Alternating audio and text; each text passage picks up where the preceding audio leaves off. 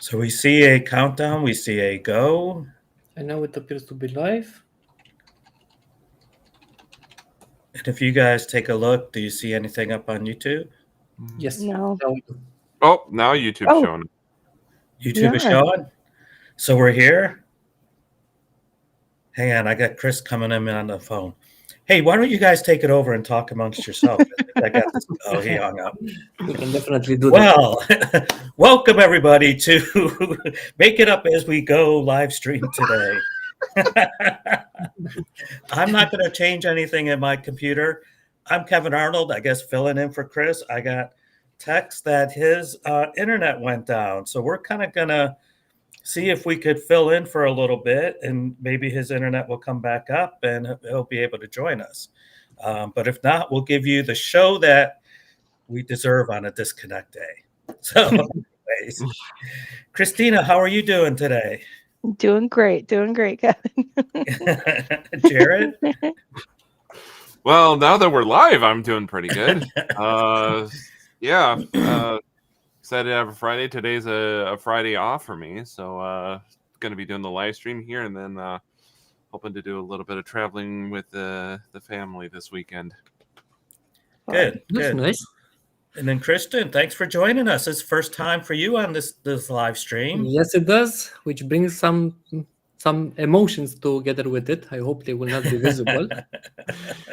Well, I think anything goes today when we're just kind of standing in for Chris, for our fearless leader, and going to kind of make it up as we go. So, we'll just kind of jump into it. I'll try to kind of watch some of the comments. I'm not going to be able to, I think, jump over to YouTube and make other comments because, again, I'm in Pittsburgh. I know. Where'd you say you are, Christina? You're in LA area, right? Yep, Los Angeles. Yeah. Yep. Yeah, and we're just kind of all trying to make it up as we go. So, all right. Well, Christian, I think you had a topic that you were going to present with us today, and because I was traveling yesterday, I'm not even quite aware of what is it. So, what do you want to maybe for everybody to meet you, give a little deeper introduction of yourself and tell us a little bit of the topic that you could help us discuss today. Sure do. So my name is Cristian Prifti. I am in the Power BI space, I think, for the past 5 years. As a fun fact, I have not started with Power BI initially like most of the users. I do come from the business side, and my first business intelligence tool was a Click product. Power BI was just my escape. But I've been doing it right now. I do occupy a solution architect role where I do help clients build up the solution that they require. I've started with Power BI. Now we are slowly shifting towards Fabric. And I think about myself as an individual, you can see it also behind me, but I do have two passions. One of them is 3D printing. I do like to do that as a hobby. And Nice. Formula One. I do Nice. like the speeds at which those guys run. And I think the next Grand Prix is actually in the US this weekend. Oh, Yeah. Yeah, Where that's right. do We you- do have where- one or two events now in the U.S. Yeah. I think this week is Miami, if I'm not Oh, wrong. okay. Nice. And the topic for today, I thought something that I had to deal with, I think 3 weeks ago, when we speak about how can we make the design pattern easier. And generally speaking, we do tend to think about only the broad concepts of design, what to do, what not to do. But today we are also going to speak about how we can make it more efficient. And we are going to look at two things. First is how we can generate a JSON team. And then in addition to that, we are also going to look at something that came in March, if I'm not wrong, which are the visual styles. yes. Because the theme we are doing might be good, but the variation of the visuals we might need to add in our reports might differ. Oh, and then to sweet. top it up, so that we see how we can share that with our users, we are going to look at a preview feature called organizational teams, see how we can publish it, and see also some of my lessons that I learned, because it's not that straightforward as it might seem.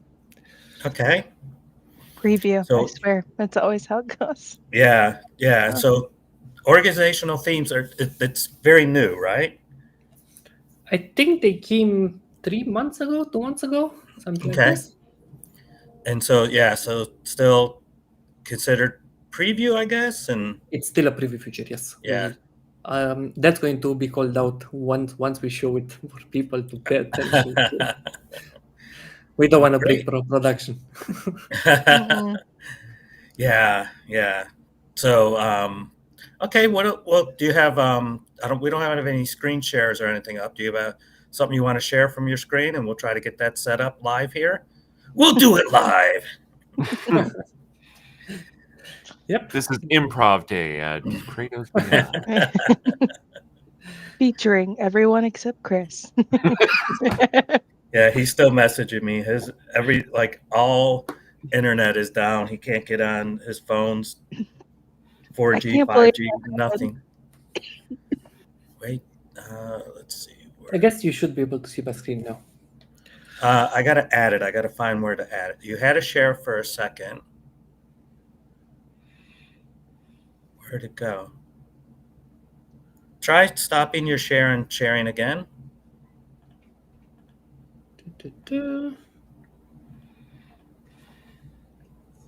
Okay. And I want to do it here. Add to scene. Nice. There we go. And then, yeah, so your screen is up. I can't get us back onto it yet. But let me. Oh, look at that. Oh, that's not great. Let's do it. Why? That's not great either. Let's try this one. There we go. Okay. Your screen is up and our faces are up at the same time. Look at that. I could figure out how to press buttons as we go. Yay! So the plan for today is, because we did call the session design, we are also going to look a bit about something that I consider some report etiquettes that we should follow. Then we are going to see how we can drive consistency through the JSON theme. And then that's also the point where we are going to deep dive into the visual styles. And afterwards, we are going to look at the organizational themes. I'm going to also talk about the lessons learned, because I did manage to break a report with a semantic linking lab script. And then we'll just stop for Q&A. But if we have questions down the line, definitely stop me. All right. Sounds like a I plan. like that little line. Avoid design crimes. We don't want anybody to be criminals here. True thing. And we don't want to end up in the design jail also. Good. So I just listed down, and I'm going to touch base upon the 7 rules that I thought of. And I think I did list them down from 1 to 7. That's also the order at which I do consider that they should be taken care upon. And the first and foremost is with what we are going to create a report on. Because the report in itself, we do hear the term data storytelling. The report needs to tell a story. So if we just plot in everything on a single page without data narrative that's inside of it, that's never going to work, because it's just going to overload the brains of our end users. When we start creating it, we should have a goal. What is that we want to measure? And every design session talks about it, yet I've seen organizations that completely jump over this step. Mm-hmm. Sure. Even when they do, and I did note to also choose the right visuals, even though I personally consider that not being a design topic, but a data literacy topic. I don't know what's your opinion, because in my opinion, if you do need to choose the right visual, still we should first go and look a bit about the rules on data literacy. What's your opinion? Yeah. I mean, it's hard to disagree with that, Yeah. I think all I have to say is pie charts, and then we all know that, yeah, that's the sort of thing that we're talking about. Visualizations are, like, we are still human beings where, like, to your point, the spreadsheet is not going to really tell an interesting narrative. It's the visual that tells that. So you need to pick those well, or otherwise you're not going to tell the story you actually want to tell. Yep. Yeah, this for me, it's an area I got to continuously get better in, right? I tend to stick on the back end a whole lot more than the front end. So definitely, I agree with what you're saying, but I don't know that I have a whole lot to add when I don't do it. I just tend to throw up visuals to do validation and then throw the reports away, or give it to somebody that could do a whole lot better and say, make this look good. Pretty. I don't want to say the word pretty, right? Because at first I thought about that, because it's like you said, it's not about making it pretty. Like, I could throw up a couple charts to kind of validate my model and stuff and go, it's close to what we think we're going to report on.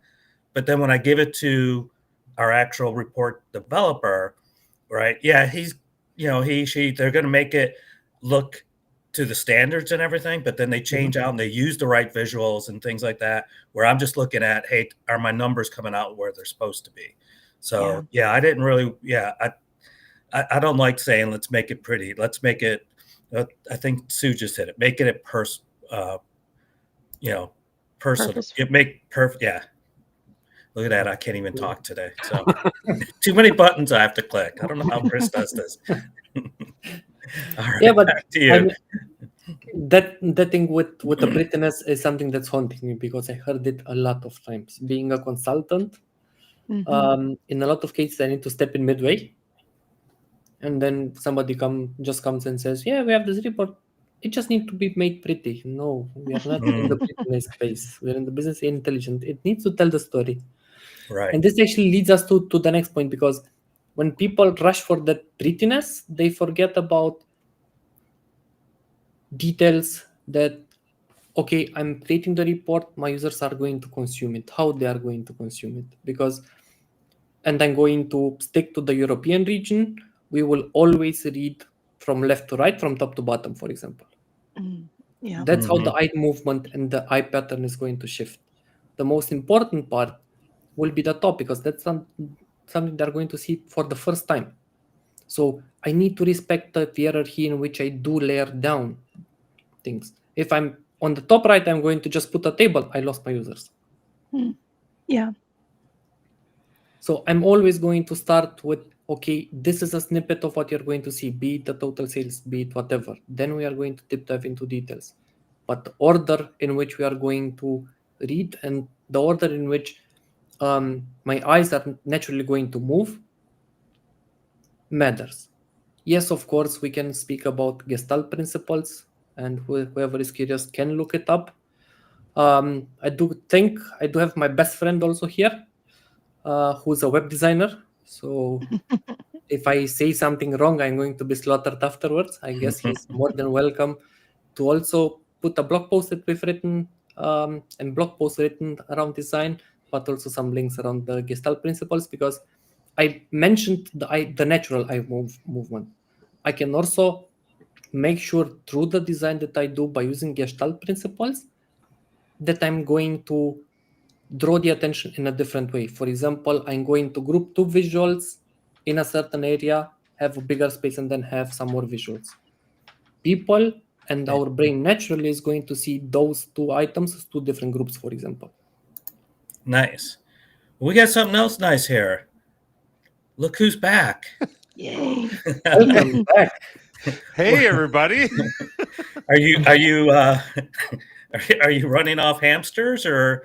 I got the gerbils out of their cages. I put them on wheels. We'll see how long they can go.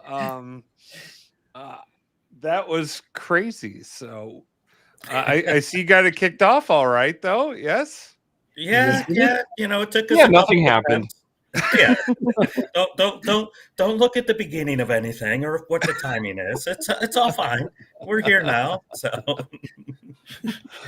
are you able to control going forward, or you want me to keep pressing buttons and see why don't we plan that you're going to keep going forward? Because we don't know what's about to happen to my gerbils. We'll see how well they do. All right.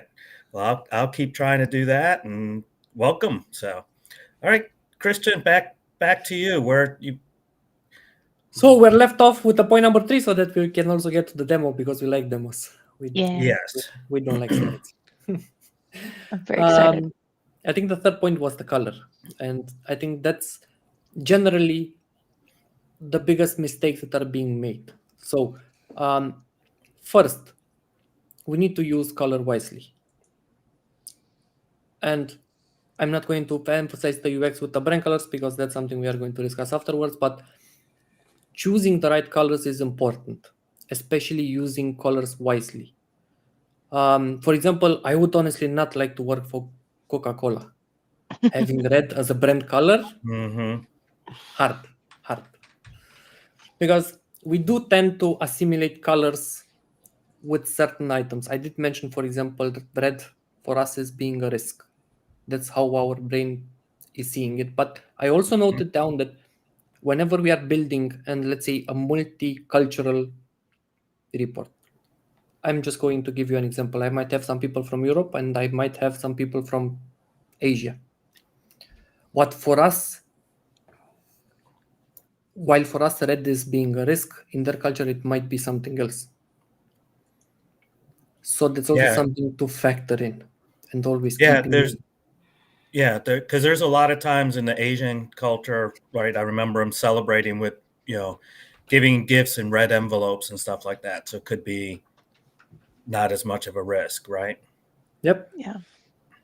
Well, I saw a psychological study that showed that people who grew up with like red marks on papers in school and respond overly harsh to negative information if it's brought in red disproportionately to the negative information, right? Like I can definitely confirm that.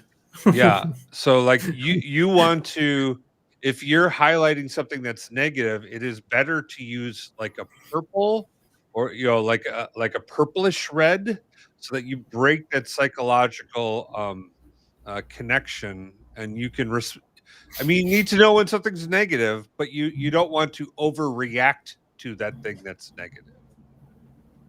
True. Mm-hmm. True. And I think you're totally right. I never thought about it. Because in school, if I do remember, our papers were actually coming back in pure red.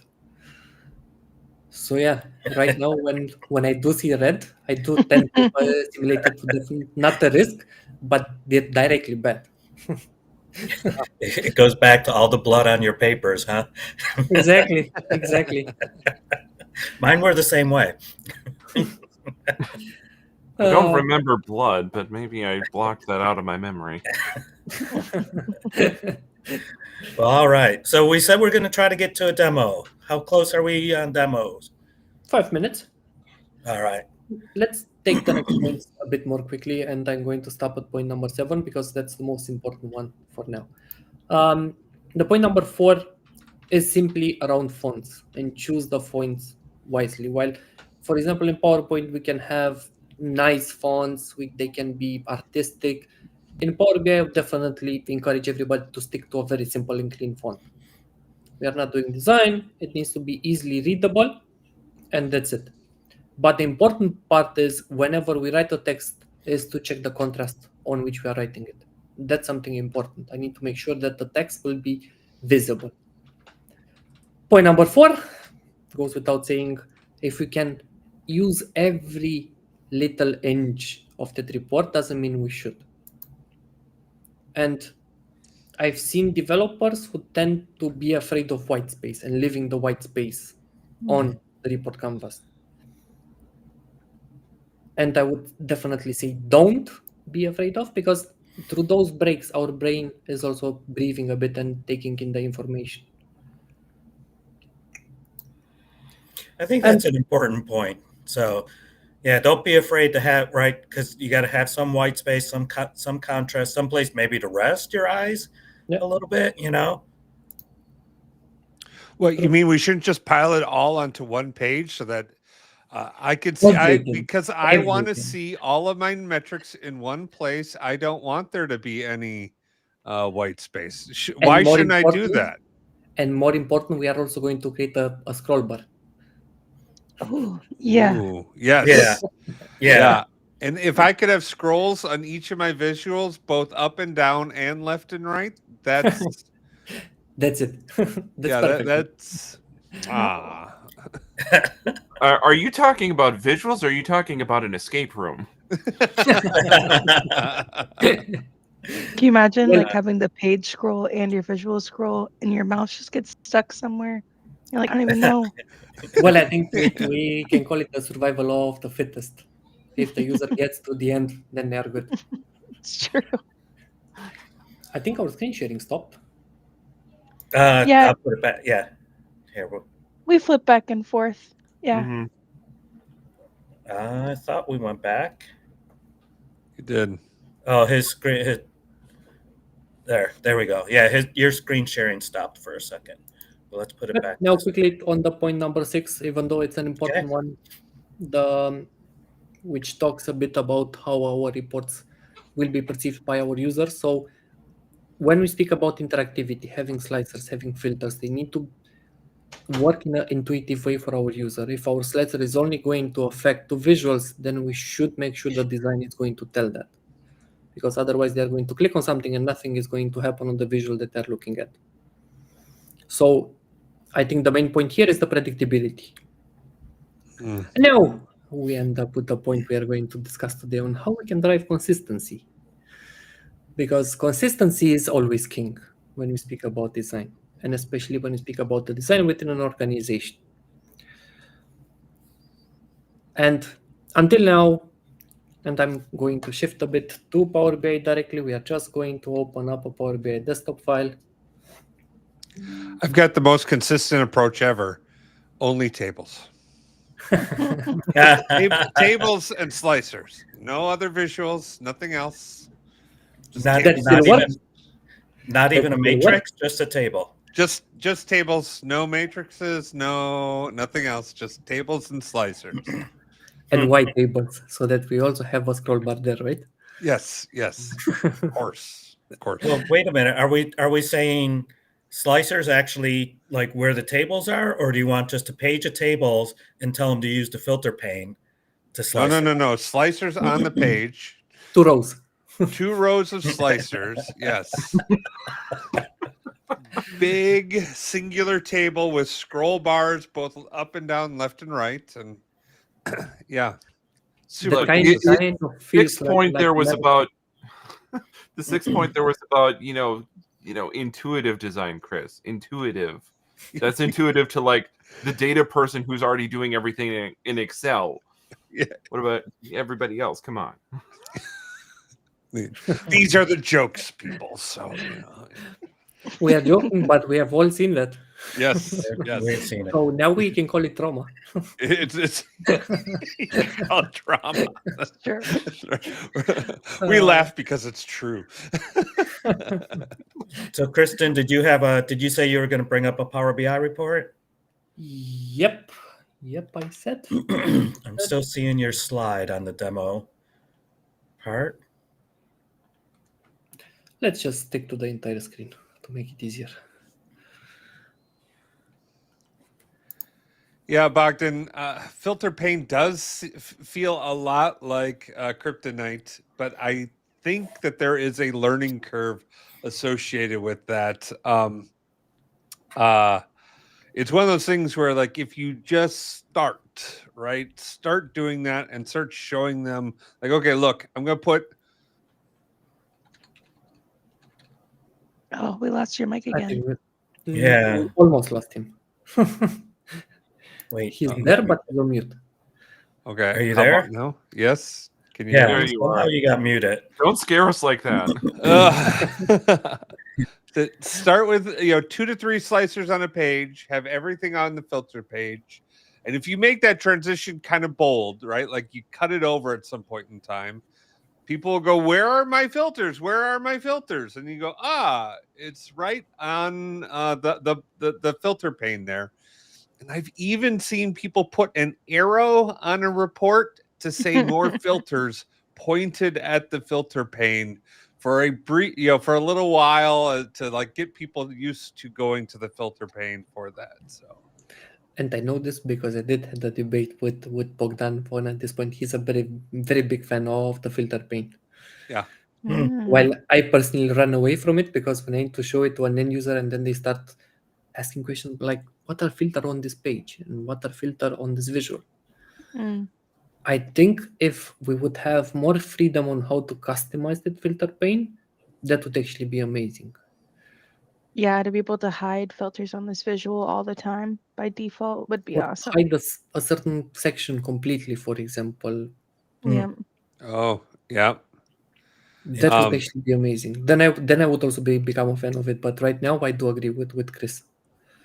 Yeah, I you can hide filters, right? Like, so if there's a visual on a or a filter on a visual or a page or a report, you can apply that filter. You can hide that so that people don't necessarily have to ask you that question all the time, or even know that it's implemented as part of it. That's a great way to improve that experience. True. True. Right. But then, so let's start about consistency and what's the easiest way to actually drive the consistency, which is the actual Power BI team. The team that if we open up a Power BI desktop file, we can go to the view section and we'll have here some predefined teams. And see, because I forgot to remove the old team, I also see it here. So that's something we are going to take a look at it a bit later. But these are the predefined teams with which Power BI is going to come pre-installed. Of course, we can use them. I'm just going to select one. It doesn't matter what I'm going to do, but I also want to customize it. So if I want to customize it, and that's the first point and the first entry point where I could start customizing the theme. If I look here down, and give me 1 second, I think I forgot to start Zoom it. Yes, I did. So There it let's is. do that. So let's do that again. So if you open up the pane, if you check it down here, I do have the option to customize it. So it's right here. I'm just going to open it up. And what can I customize? So first, we spoke about the brand colors. And that's something I can define right here. The sentiment colors, meaning what's considered bad, what's considered good, and what's neutral. And then we go into the different version colors. For example, if you do conditional formatting, the colors I define here, those are going to be initially used. I'm not going to go through all the sections because I wouldn't do justice with the time we have. But what's worth mentioning, and I mentioned the entry point, is the availability of options we have here. Meaning it's going to do the job. It's not going to be 100% what I would be able to customize. That's why if we look outside Power BI, we do have both free and paid options to either upload the theme and then start customizing it or creating it from scratch. I'll just mention 3 of them. Actually, I can do better. I'm just going to paste the links in the chat.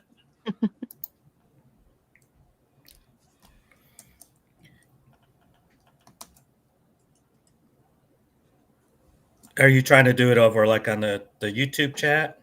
Yep. Yes. I don't know that if you're moved up on that. On our restream, we have a private chat, and if you put it there, I'll copy them over, and they'll go out on all the streams. Give me 1 second, then we can do it like this.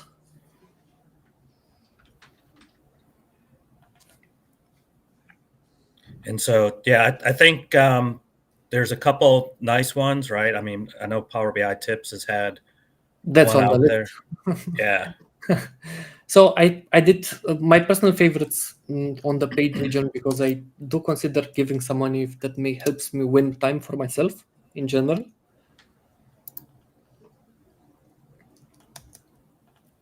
But it's interesting.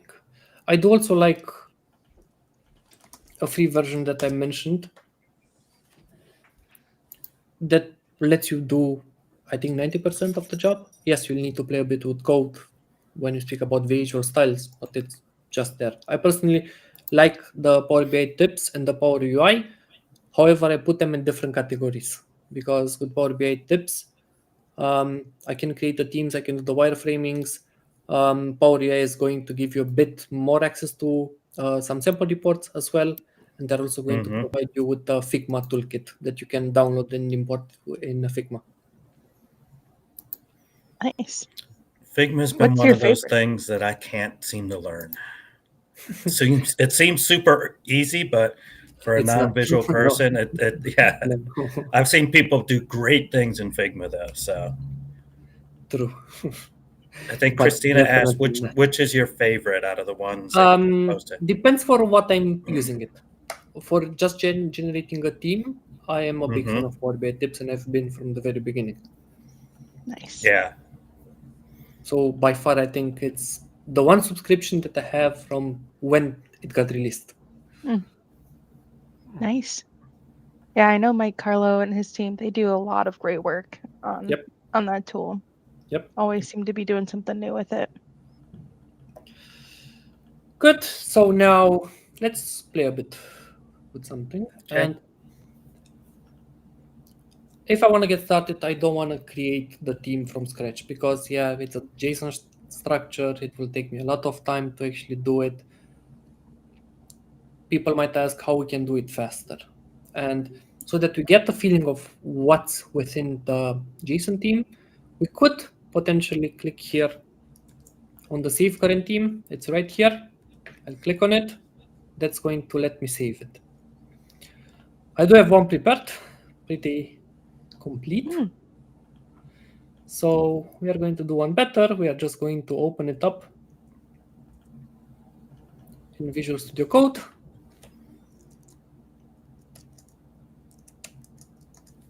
And now because that's easy to read. Definitely easy to read. You just come in here, hand edit it. You won't make any mistakes. It's simple. Yeah, but at the same time, we are also going to see today how we can use IntelliSense in Visual Studio Code when it goes down to teams, because we can do that. Ooh. So right now, if I would do a mistake, yes, I would screw it up. If when I would import it into Power BI back, it's going to tell me, hey, Christy, you know what? Go and take a look again, because you definitely screwed something up. But there is an option, and I'm just going to open up quickly a link. Hope I get a good one. Let me also put it in our chat, which is the GitHub repository of the team definitions. Okay, and this is from Microsoft itself. Exactly, and they're maintaining it. What I could do to make sure that I enable the IntelliSense is I'll just need to add one more line in my code, which is going to indicate the schema that I'm using. So I can go here, paste the schema in. Of course, I'm missing a comma. And right now, through the single line of code, I would be able to use IntelliSense in Visual Studio Code. Ooh. Nice. So that's a nice hack. Yeah, I love that. But so that we take a look at the first level within our JSON team file. So we have, of course, the name, then we appointed the schema. Can you have it kind of get in a little bit tighter? Because I don't know from you guys, but it does like can you control scroll or something here and makes this window a little bit bigger? The text in it a little bit bigger. Yeah. There we go. Yeah, that's starting to look a little bit better. I know what I see is even smaller, but I don't know what it looks like on YouTube, but that probably looks better. Especially on mobile, it's a challenge. Yes. I can believe that. So the elements that get defined, and that's the general structure. So we have the data colors. Those are exactly those brand colors we have defined.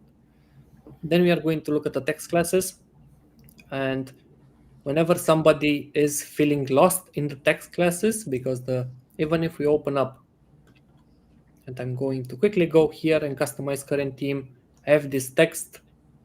It's something confusing.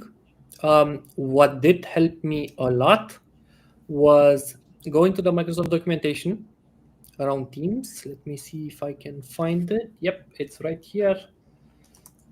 Putting it in our chat. And let's also open it up for a second. If I scroll down, and that's something I needed to read also when working with theme generators. If you scroll down at some point, here. That talks a bit about what each level is and where it's being Christian, used. can you zoom in a bit? Yep. There you go. Thanks. So this table right now shows us, okay, that's the first element, that's where it's being used. The second element in the list, that's where it's being used. Even if I would use a theme generator, I would still get a sense of what's what. But it's actually really nice covered in the documentation, to be honest.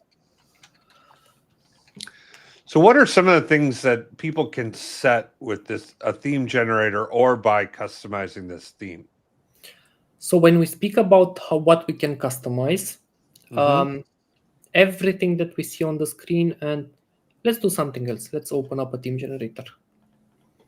And for the sake of it, I'm just going to open up the Power BI tips one. Let's see if I'm logged in. Of course, we do get also this very nice gallery from which we can choose on, but let's say we have one open and we'll take them one by one. So when you speak about the palette will help me choose exactly those brand colors we are talking about. Yeah, so color is usually the starting point for everybody, right? It's always the starting point. Yeah, it's always got to come in, get your color palette down, how you want things to look like. But, so we start there. There's a whole lot more, though, that you could do, right?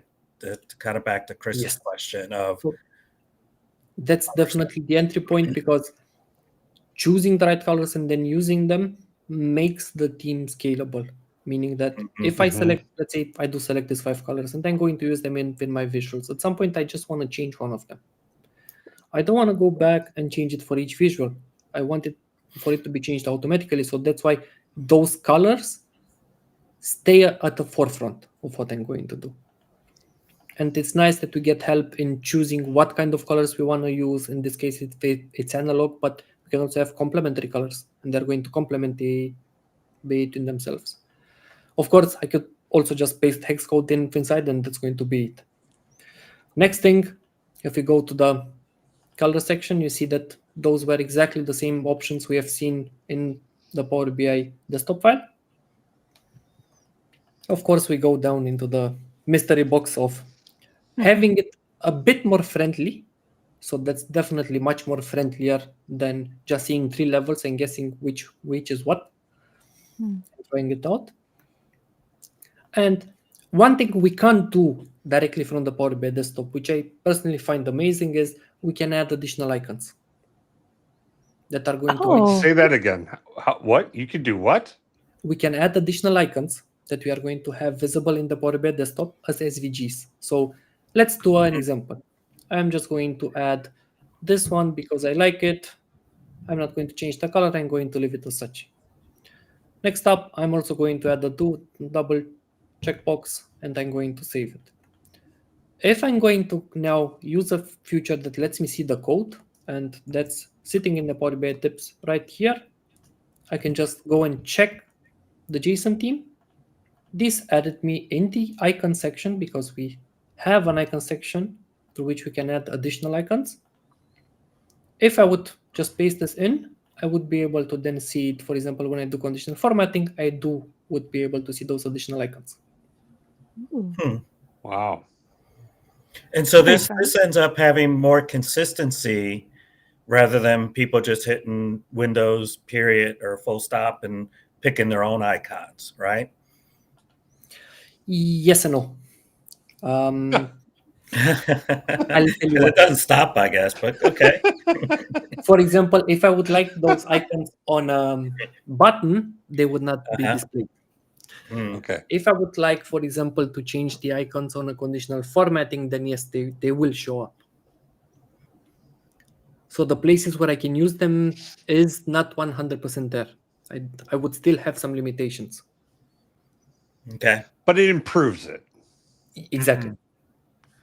Okay, so we've gone over, we could do colors, we can do Exactly. icons. What about the actual visuals themselves? Can I put some controls around the visuals to like, Yes. I always want to use a specific order of like when it comes to my bar charts, I always want my title to have a certain font and size, and I want my subtitle be a certain font and size, and I want my axes to have a certain can I define all of that, or how do I do that? You definitely 101% can do that. At the same time, you're also going to fall in a very nice rabbit hole in creating it. Why I'm saying this is that Teams generator in general, or Visual Studio Code, if you want to do it directly through code, will give us full access to customize those visuals. So I went on to the next tab, which was the properties, where we do see two different selections. So let me do it one more time. First, whenever you see the asterisk sign, that means those are global defaults. Okay. But besides the global defaults, if I'm just going to select, let's say, the card, and I can start customizing how my card is going to look. So you said you wanted a border, let's do the border. So we are going to activate it, and I'm going to add a black border. If I would want the category label to be of a certain, let's say, color, I can go inside and I'd say, you know what, hey, I would like it yellow and bold, for example, and I can customize it. This gives me access to any kind of property that can be used within the team. And that's Holy why crap. So I don't have to always have my KPI card come in at whatever crazy font it's 45. defaulting. Yeah, the 45, because that's the size font I want to have on my KPI cards. It's 45, right? Exactly. Exactly. Oh, this is fantastic. And we can even do one better, because once we can customize a certain visual, I think for the past month, I think it's the last 6 months, but I'm not sure. I might be wrong. Since March, we did get the feature to create visual styles for a certain visual. And now let's see what this means. I'm just going to quickly go to our Power BI, and I do have already a sample one created. Basic structure card, that should be it. Yep, I've not done something wrong, so let's add the card.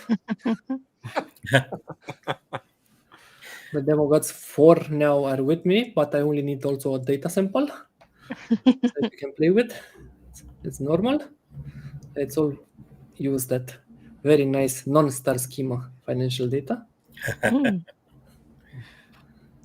Oh my gosh, you clicked on the use sample data. I have never in my life clicked on that button before. I've always used it, but I will admit I was lazy because the other Romanian Christian, who's a co-lead of the Romania Power BI user group with me, did show me how I can change the sample. Oh, really? Using, yes. But I've never done it. That's so funny. Because, apparently there's an external tool that will let you change that sample. Learning new stuff every day. That's what we do here on Fabric Fridays. So let's say we want to do this because we do like implicit measures. Not. Whoa. Whoa, and look at that. Before we do that, because I did rush a bit, let me just close this one. I'm going to just open up a new Power BI desktop file because we need to see the difference. And I've not taken a look at it before. So So you're going to show us how to do sample data again. Yes. Whoa! You got it recorded twice on this stream. Now, if you missed it the first time, you just The caught it muscle again. memory of the brain. Honestly, like, where did the? I thought you leaked a private preview feature. I was like, I'm gonna have to edit this video. No. So let's go to the format pane, and I want people to take a look in here because that's where the important part comes from. So these are the options that we have. Now let me close this one because we actually don't even need it anymore. I'm going to select this one, and let's check what we have here. We have a completely new option that came in. So I can What is? open the style presets, and I see that I have 2 style presets that got defined. I can go in and select the first one. I can, if for example, you check the accent bar, that's gone. Now that's just a sample because the options you have are unlimited. Okay, so I can publish a theme. Let's go back to summary on this. I want to make sure we're all in alignment here. So you're telling me I can go through and I can define a theme file for all of the visuals that my reports are based off of. And within that theme file, I can even define variations for a given visual. So I could have, I mean, you're showing us a sample KPI, how we could break that up, but I more often run into variations of matrices that that are a lot of styling options that finance wants one way, ops wants another, and heck, finance has 4 different ones. I could define 4 themes for finance and 1 for ops, define it in my theme file, and then if I ever need to update those styles because new features or functionality comes along, I just go in and update the theme, reapply the theme to my report, and boom, I've updated all my visuals. Yes. Is that what you're saying? You're 100% on point. Holy crap on a cracker. That's incredible. Go and open up exactly the same JSON theme that we just uploaded in here. Wow. Yeah, I guess I didn't realize there was you could set up so that there's multiple selections. For the sake of the demo, we just kept it simple. Yeah. So let me also just scroll in a bit. So the section we are interested will always be called visual styles. That's the section that's going to define both defaults and style presets for certain elements. In our case, the example we looked at was the cart visual. So on the cart visual, the only thing we have defined was what is my style preset that's going to be defaulted, meaning that when I upload it, what's going to be the style preset that it's going to use. So through it, I'm going to say that demo preset 1, that's going to be the default. I know I said the lessons learned will be at the end, but that's something important to mention right now, is that if I'm changing it and I'm uploading it in the Power BI desktop now, I still need to select the preset if it's another one. So I need to go into the dropdown and select it, even though that's marked as default. But other than that, what we are interested on is not this asterisk, which I mentioned are global settings for a certain element. In this case, it's the cart visual that we are looking at. So let's collapse this one for a second, and let's look at the demo presets. So in here, I'm changing 2 properties. One is the accent bar, the other one is the value. Of course, I can open them up and drill down into them and see what changed and what's not. I don't need to add all properties. Normally, I would add the one that I want to be changed, updated. Of course, this can become much longer. If I open up the byte-wise one that we're looking at here, this is becoming much more longer than what we've seen before. Yeah. As it drills down into everything. So can I summarize again, just because you've got so many learnings that are coming in? So I can define all of my baseline settings inside of the star.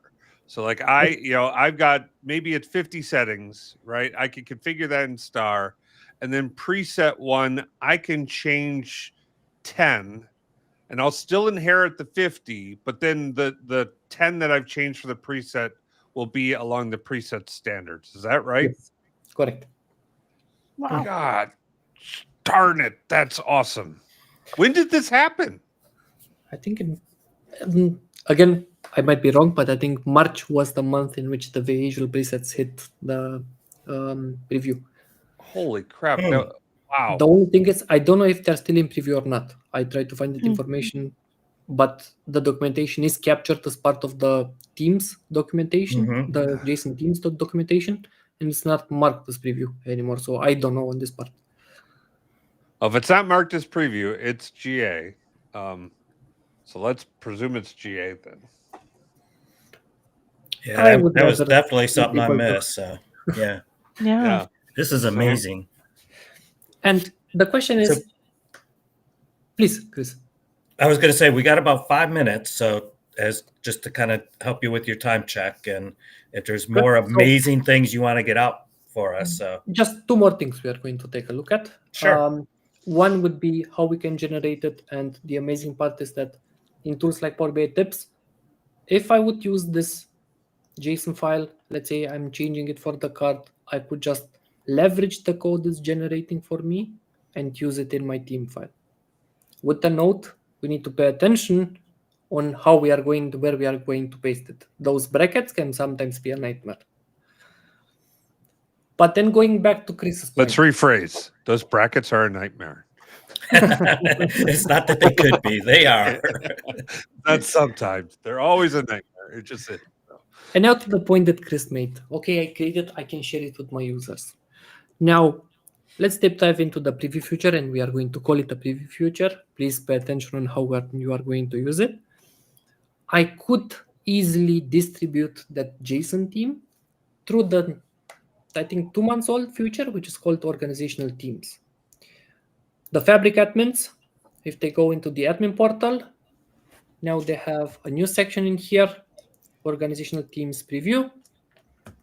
What they could do is they could take the theme file. Let's say we add the new one. So that's the one, let's say I want to have, I can provide it a description. I can also enable it so that when I use Copilot to generate a report, that's the default theme it's going to use. Ooh. I think I that can was add one of it. the big things, right? Because Copilot had like its coloring, its Yes. Copilot coloring, Yes. and it was so weird. Yeah. Now, the next thing I need to pay attention to is that by default, after I upload it, it's disabled. So I do see it as an admin, but my users will not. So what I need to do is I can select it and then enable for theme gallery. If I would anytime want to change it, I can definitely go into the details section and upload a new file. It's going to override the old one. And now the question comes, okay, but how can the users use it? So if I go back into the Power BI desktop and we open up this, I only see one. Let me restart the Power BI or open up a new Power BI, because we don't need to also load the third time some sample data. If I go into the view section, we have a certain category here called organizational teams. Oh, okay. Wow. And you see that the second one that we just published appeared. Of course, I can directly go into the Power BI service and apply it to certain reports. In the meantime, let me also paste a link in our chat. I can't believe I haven't done a video on this. Yeah. This is I feel like it was there. Once you get your while- full setup back, I guess you can. well, if there my are also internet's working, that certain- might be today. So. So let's go back in here, team sample. I'm just going to open up this sales report. Very basic one. Colors are all over the place. I can click on edit. I'm going to go into the view tab and then the team section. and again, I'll see it here, and I can apply it. Now, I did mention that I wanted to speak a bit about shortcomings. Yeah. Okay. One of the lessons that I learned the hard way is that if a user did a customization in the Power BI file against the visual directly, and not through the theme, you see my nice headers here. That's not what my team is saying, but those are the defaults that are out there. So if I go here into the general tab and click here and I say reset to default, you see that it goes away. Yeah. Mhm. So basically, any- what you're saying is you could apply this theme, but if somebody already customized an individual thing, it's that customization takes priority unless you go reset. Yes. Okay. Which is kind of a good thing, right? Yeah, that I makes want sense. my customizations to take priority, possibly. Mhm. True. Right. And I wish think, there was a generic reset to default button that would reset it all if you wanted, you know? that would be amazing to be able Yeah. to Well- reset all customizations at once and not take them one by one. Yeah. But we could always start looking at PBIR format, right? And could do it You're all moving within that. right into the right direction because that's the link we have in the chat. That's from Sandeep Pawar, who's using Semantic Link Labs and wrote a notebook Mm-hmm. Nice. through which, with the support of Semantic Link Labs, if the PBIR format is enabled, it can programmatically apply a certain theme to all the reports in a workspace.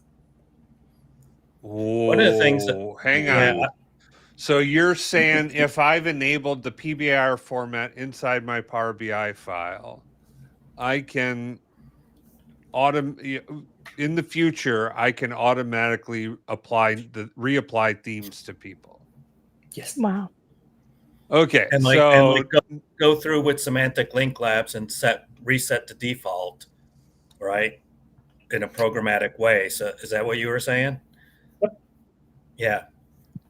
Because with the PBIR format, right, it's all hardened, it's scripted, we know what it looks like. So it could definitely be programmatically changed. So Yep, and the fact that you can have the freedom to, let's say, we have a corporate workspace where only the COE team is working upon.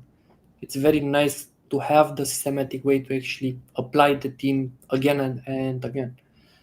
I think one of the important things that we still need to mention, and then I'm over, is that once I apply the theme right now, if I would remove it and delete it completely from the admin side, this report on which I applied it, it's still going to use the same old theme that I deleted. So that's an important aspect to take into account. okay, The so moment- it has kind of like a cached version of that organizational theme. Yep. Well, I guess that makes sense, right? Because it's the last way that the report looked. But Yeah. you don't want that theme to be used in a new report now. Yep. this is incredibly interesting. Christian, thank you so much for jumping in and showing us this. Yeah, this was awesome. You've pretty much set what I'm going to be doing today. So thank you very much. Thank you, Kevin, for kicking the stream off when I was having internet issues. My whole network I learned a lot back. today, and a little bit about Power BI.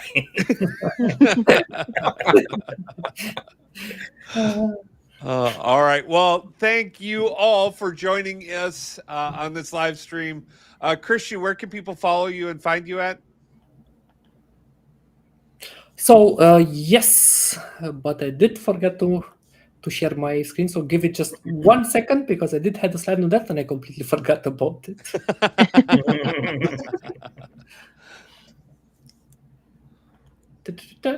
Yeah. So that's the two places where people are going to find me. My LinkedIn profile, where I do share stuff or write stuff, and then the blog on which I write. So are you that's sharing the your two screen? I don't. Yeah, I think your screen sharing stopped. I think you need to reshare. There we should be go. there. But it should be Here on we go. the screen. Nice. Oh, that's the two places where people can actually follow me. I did make the promise that now I'm also going to get my consistency back on blogging. Oh, nice. But yeah, Exciting. Fantastic. So make sure you're following his blog. You've connected with Cristian on LinkedIn. QR codes are right there on the screen. So people rewatching this, please come back and check him out. Thank you all for joining us today. Thank you for working through all of the challenges and just hanging in there. We are going to be back next week with Alex Powers. Alex is going to be on. I don't know what we're going to be talking about that we got to still hash out, but Alex is going to be here next week. So should be exciting one. Hopefully internet will be up and will be my friend next week. So well, I might have to contact him because I'll be in St. Louis at that time. Maybe I should do it with him from his house or something. oh, there we go. Like a live, that would be incredible. I don't know though. That could be, that means me getting up early and leaving the hotel. So. Yeah, let's not overcommit there, Kevin. We'll see. Tune in next week and find out. Awesome. Thanks everybody. We'll see you next week. Bye-bye. Bye. Baker Tilly Digital combines strategic industry insight and advanced technical expertise to uncover and solve your digital transformation challenges. If you're interested in learning more, check out our website at bakertilly.com/digital.